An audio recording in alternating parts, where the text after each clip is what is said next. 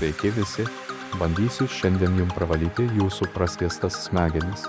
Jūs visi klausite valdžios propagandos.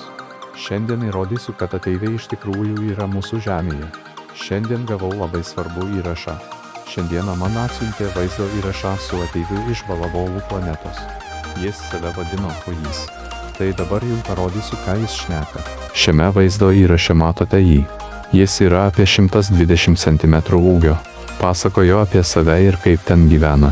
Kaip jie susisiekė su žmonėmis dar 300 trilijonų metų po Kristaus gimimo. Vėliau susisiekė su amerikiečiais ir pradėjo skleisti modernes technologijas. Tai yra tikra. Duodu bazarą. Jie skleisdavo mikrobangomis juodosios ertmės dujas ir jos sukruždavo žmonių smegenis. Kaip matote, dabar visi yra besmeginiai daunai, neseniai pradėjo kurti naujas modernes technologijas. Jie bando daryti klonus pakalikų arba dar vadinamų minionų. Jie dirba požemiuose ir padeda viską tvarkyti.